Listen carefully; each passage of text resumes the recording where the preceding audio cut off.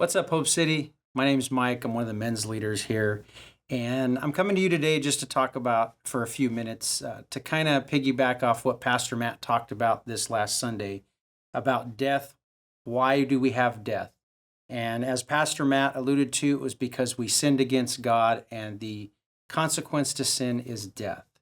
But it makes me think, to kind of go a little further, it makes me think of the passage in John chapter 11, where Jesus raises Lazarus from the dead. And there's a big, beautiful picture behind that.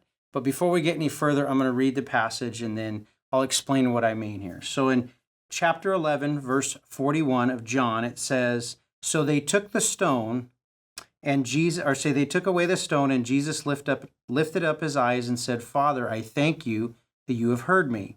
I knew that you always hear me, but I said this on account of the people standing around, that they may believe that you sent me.' When he had said these things, he cried out with a loud voice, 'Lazarus, come out.'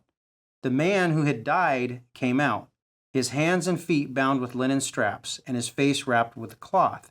Jesus said to them, 'Unbind him and let him go.'" Now, there's some very important points there. The first thing I want to do is just set the stage very quickly. Lazarus is one of Jesus' dear friends. So is their sisters, Mary and Martha. And he gets word days before that Lazarus was sick.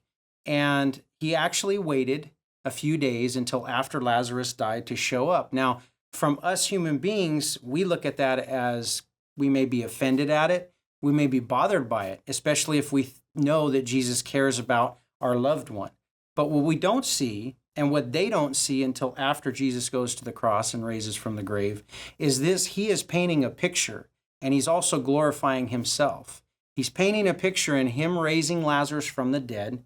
He's going to raise from the dead after he is crucified. He's going to raise from the dead 3 days later. But it also paints a picture of Jesus's humanity, where he cares for these people. He hurts with them that a loved one passed away. But what he's trying to tell us is our spiritual security and our spiritual eternal life is more important than physical death. Death is temporary. In fact, it says in the Bible to basically, once we die, we're going to be with the Lord if we're Christians. Now, what's beautiful is this picture of Jesus healing Lazarus, raising him from the dead, is those grave clothes that Lazarus has on him coming out of the grave. That could represent sin in our lives. When they bound a body for burial back in those days, they bound it very, very tightly, where the body could not move. That's like sin in our lives. When sin is wrapping us tightly, we cannot move. We are a slave to sin. And what's beautiful is Jesus, regardless of what he's going to go through physically on the cross, he did it for you and I, and that was irrelevant. That didn't matter, the pain he was going to suffer. He was more focused on fulfilling God's will for our salvation. That's his whole purpose.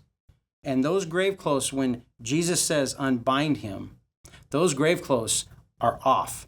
And that's the same thing with sin. When we become a child of God, we believe in Jesus, we follow him, those grave clothes of sin come off. Those tightly bound sin cloths are gone.